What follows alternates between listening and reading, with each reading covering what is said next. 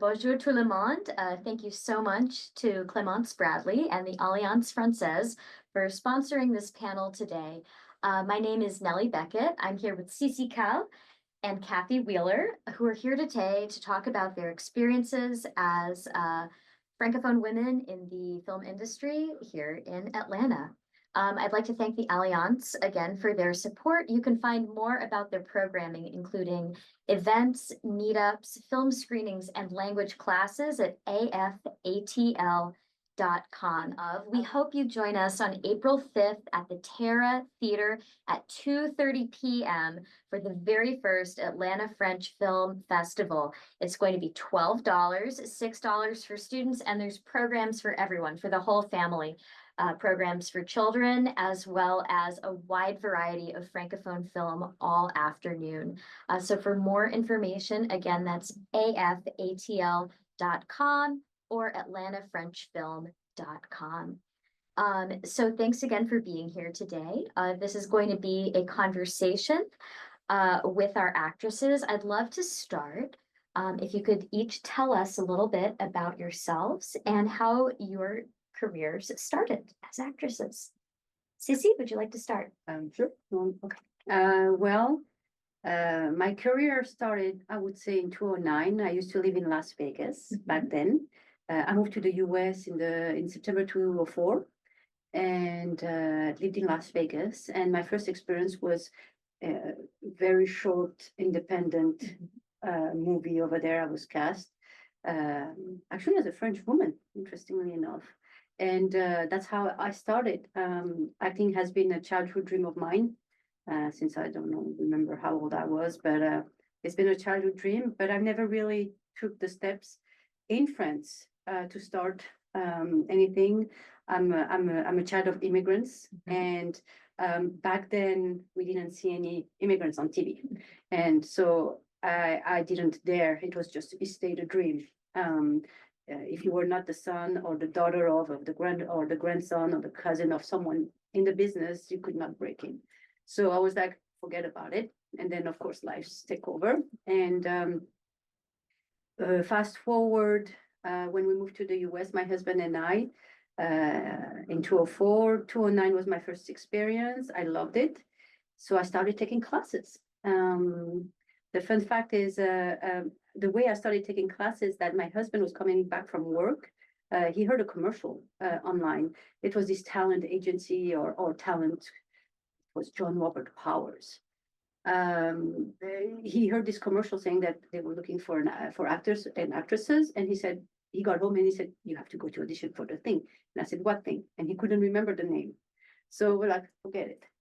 He heard it a second time, and this time he put the name on. And I said, well, I'll go only if you go with me. So he came with me. My husband is not an actor. And because he knew that it was my dream, I'm very blessed to have a very supportive husband. So he came with me to the audition and I was selected. It wasn't like a hard selection. I mean, from what I'm understanding now, but anyways, I was selected and I started taking classes and I enjoyed it. I wanted to believe that I had some natural talent, and I keep doing it. I started taking classes there. And then when I did my whole round of Las Vegas coaches, there weren't any more challenging left for me. Living in Las Vegas, I met someone who knew about a school in Los Angeles. He told me about it, and I'm like, okay, let's try that. And while I was living in Las Vegas, I had a full-time job, 9 to 5. I was a customer rep in a phone company, and I was working Monday to Friday. And every Sunday for 9 months, I would travel from Las Vegas to Los Angeles in the morning. I would leave Las Vegas at 8 a.m., drive 4 hours, take class, I have lunch, and then take class from 1 p.m. to 6 p.m. And I would drive back to Las Vegas. So 8 hours of drive in one day to take classes. And that's how committed I was. And I did that for 9 months. So that was I'm going to say that was my start. And then it continued, but that was my start and continuum of how I started in the industry. So you've both started in other states, other areas of the country, but you've both found careers here in Atlanta. Could you speak a little bit to how the Atlanta acting scene is unique for you? Yeah, for me, yeah, it was a blessing. I was so after Las Vegas, my husband, knowing that I was traveling, asked me, why don't we move to Los Angeles? So I said, yeah, why don't we? And then, long story short, we moved to LA. We arrived, I think, was early January or February 2011. And arriving in Los Angeles, the first year I was paralyzed with fear. I was like, oh my God, the child of an immigrant in France. I'm an immigrant here myself. I don't know, 25 plus years old. I mean, at the time I was even older than that. But and I'm like, yeah, I'm here. I'm in Hollywood. I'm at the steps of the Hollywood thing, and I was paralyzed. I couldn't take any classes. I had this, self-sabotaging and the fear. It paralyzed me. So for a year, I didn't do anything. And then I was like, come on, we moved here for that, right? So after a year, I started taking classes. I went to the Ivana Chubbuck studio, which was a well-known studio, just like you were saying, training. So I think I want to believe that I made smart moves because I didn't have the resume. I had to put names on my training. So, of course, I researched the names of those coaches and I studied with them. At one point, I was taking classes in two different places, Ivana Chubbuck Studio and Eric Morris. And then I took classes for 2 years without auditioning because I was terrified by the auditioning process as well. So took classes, and then after 2 years, I was like, okay. And then it took me 2 years to understand the business side of the art, because no one really talks about it. You train as an actress, but there's also the whole business side of things. So for another 2 years, I was like, how do I get in? And then finally, I took my courage, and in 2016, I created an Actors Access account, put my name down, and I started auditioning for all the student films. And within 8 to 9 months, I auditioned, got cast, shot, learned a lot on set, and did my own website and had a very good demo reel. And then I started with that to find an agent, which was not an easy task. LA is like so saturated, right? But I still found my first agent based in San Diego. They were brand new, but they believed in me, so they signed me up. So I got some momentum, and then I was with them for a while. I mean, for a short while, and nothing really was happening, but I was happy. And then friends in 2017 told us about Atlanta. I had no idea of moving out of LA. I was settled. We were living our life. I was doing my thing. And a couple friends told us about the Atlanta market. And I was like, let's check it out. So I remember they told us in April 2017, we came to visit Atlanta at the end of June for a week, and we loved it. We love the city, we love the people, we love the greenery, we love the fact that the industry was. What I loved also about it, what I've learned throughout the years is here, you can have a career and a family. And whereas in LA, I felt like I had no choice but to do my acting career. And there was no, because it's so expensive. And here I felt like I could have it all. So before even I moved to Atlanta, and that week we visited Atlanta, I had scheduled, I reached out to all the agents and all the managers that I knew were here. And I got an agent and a manager. So I was like, okay, this is a sign. And then my husband got laid off in May. I'm like, okay, this is the other side. Right. Because I've been able to focus on my acting career fully since 2012, if I remember correctly. My husband supporting us financially. And so he got laid off. So I was like, okay, there's nothing holding us in LA. So within 3 months, we were gone. We arrived in July or August of 2017. And I had an agent, I had a manager, I had, strong training from LA, a demo reel and all, and, headshots. And so within less than 2 years, I accomplished more than what I could have accomplished in LA in 5 years, from my perspective. And I'm very niche. As you can hear, I have an accent, I can do an American accent, but people believed in me, and it was the start. And Atlanta has been really, really good to me. I can share more later, but Atlanta has definitely picked up my career. Yeah, for sure. I mean, there's more to say, but I'm happy we did the move. And the industry itself here compared to LA as well is more welcoming. more authentic, more collaborative, really wanting genuinely to help each other. Which in LA we didn't have that. It was more competitive and cutthroat, and that's how I felt. Not authentic at all, personal, or if you cannot help, they don't even look at you. Here, I felt that it was completely different. So I'm very happy that life brought us to Atlanta for sure. For sure. Yeah. Yeah. That's wonderful to hear, Cece. I'd love to hear more about the kind of roles you've auditioned for and been cast in. Cece, you mentioned having the French accent or being able to do an Arabic accent. Could you speak a little more about the types of roles that you've auditioned for and been cast in? Yes, for a very long time, I was torn because I would go to casting directors not workshops, but at the SAG Foundation, actually, SAG Conservatory, sorry, here in Atlanta, and trying to understand the whole, like I said, business side. So I've been hearing and listening to a lot of casting directors. One casting director, working both casting directors, as one would say you have to get rid of your accent, and the other one would say no, you have to keep your accent. So I was like, which one it is, And it's a lot of work, when you're adult, to work on your accent. So I was like, yeah, torn, very torn, until one day, New Year's Eve, I was like, you know what? I'm just gonna embrace who I am. I'm gonna be who I am, because a lot of people also in this industry tell us to be who you are. That's what they want to see. So I was like, okay, I'm gonna do that. So I embraced who I was, including my accent. And another fun fact, in February, I don't remember which year it was, but you can check. But anyway, my agent calls me. I remember coming home at 10 a.m. in the morning, and she calls me and she says, can you be on set at 4 p.m. today? And they need a French pickup, a French actor, a French nurse on set. I was like, what?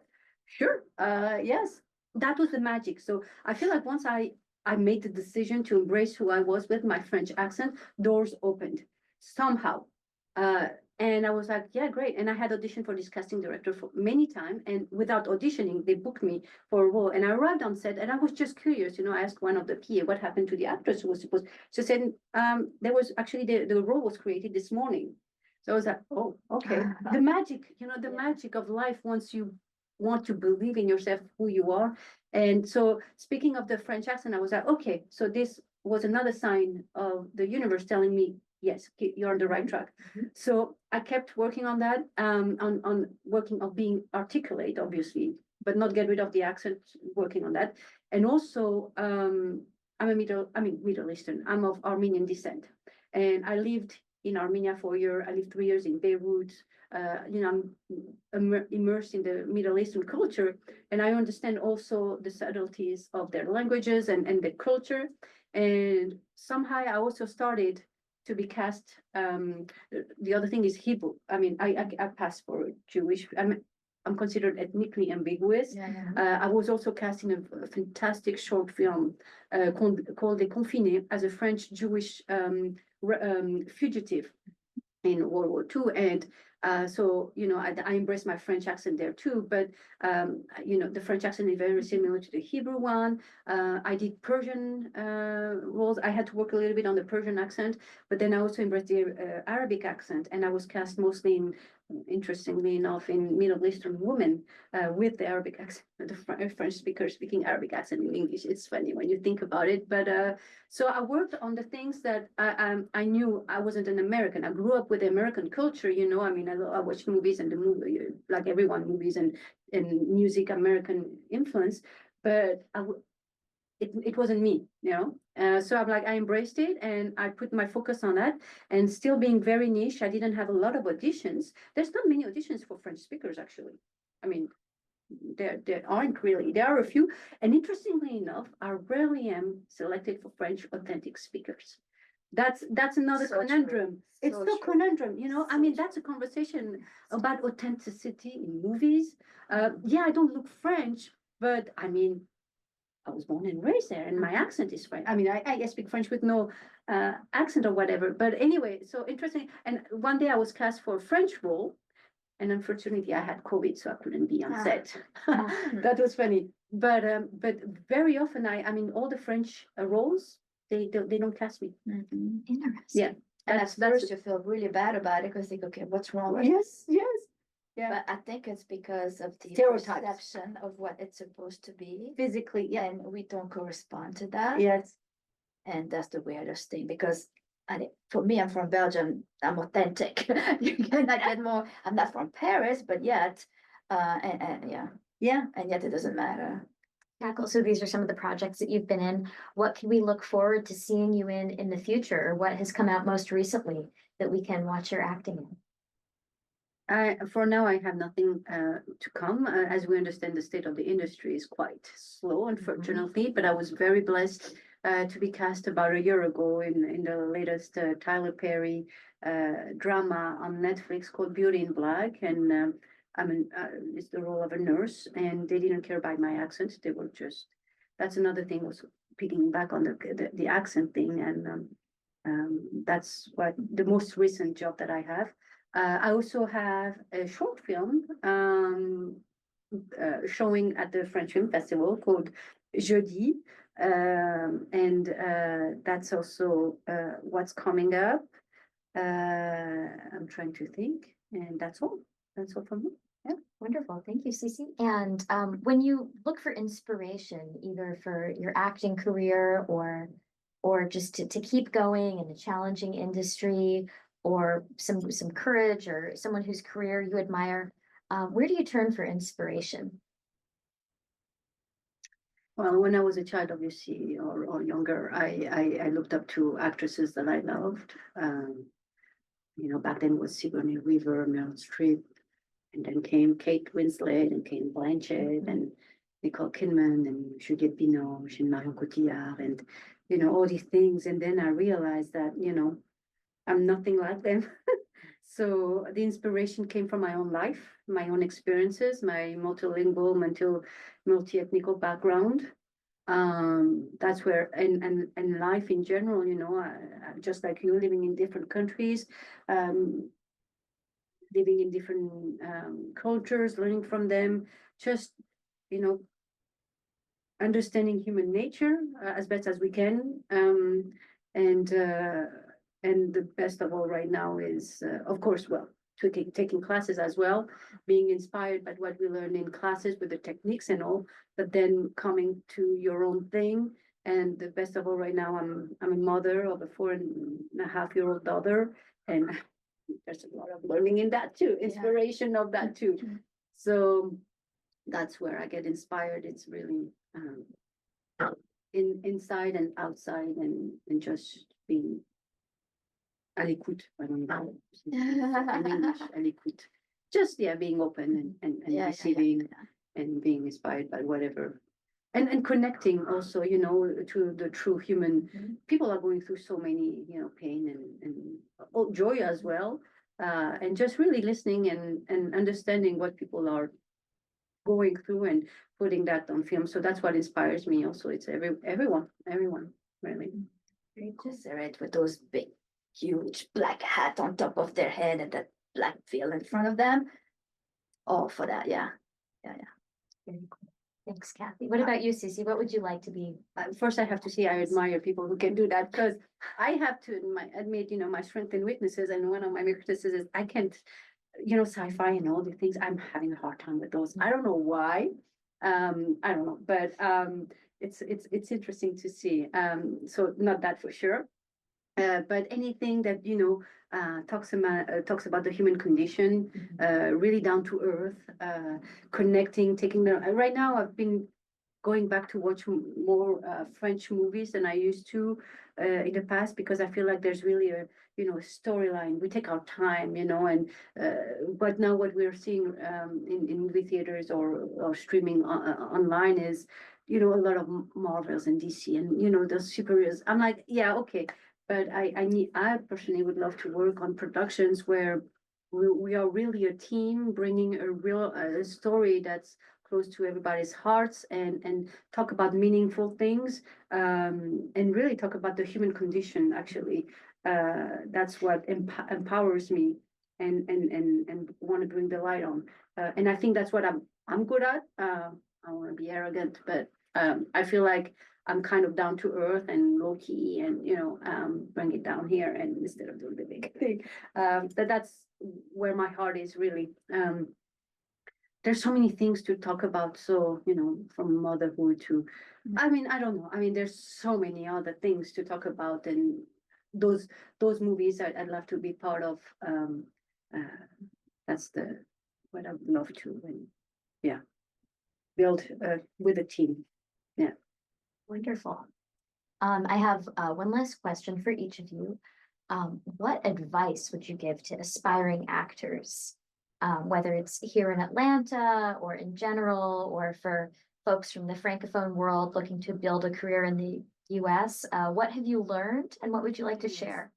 My advice would be listen to what the people are saying, but don't take it as the grail. It's not like the answer. That's what I've learned also throughout my years, is everybody's going to share their opinion, but it's just that, or experience, it's just that, because it's not at all what the industry is like. There's no recipe. My husband's a chef. We have a recipe. You follow, you buy the ingredients, you make the recipe, and you have that. And acting is not at all like that. I'm going to say it's you and your luck, really. Yeah. It's you and your luck. I mean, yes, of course, you prepare, you do your best, but keep going no matter. I cannot tell you how many times in the past I wanted to give up acting. I was like, but somehow there was a little something in me that I couldn't, many times, for many different reasons, but I'm still here, still doing it. And listen to what everybody has to say, but don't give a F of what anybody says. Do you? Yeah. Uh, That's it, be you. be you, I do agree. you? Be professional, be kind, be open, work if you want. You're A off, but it's you and your luck at the end. That's how I feel like. I mean, I'm not where I want to be yet, but I keep going, so just put your head down and keep going. And then even if it's something you have to wait till you're 70, even if your biggest role will come when you're 70, well, guess what? You'll have it when you're 70. And that's it. So that's my view on it. I'm patient. Patience is Patience, yeah, be patient. Save money and be patient. These are very wise pieces of advice from our actresses. Is there anything else that we didn't cover yet that you'd like to share with our film loving community? keep going to the movies, enjoying those stories we would like to bring to life, and supporting it. We live in difficult times for everyone, and I hear people say art is, crucial, and I don't know what to think about it really. It's just life is hard. I just want to keep doing what I love doing. So I'm just hoping that our profession will still be alive in 5 years. Uh,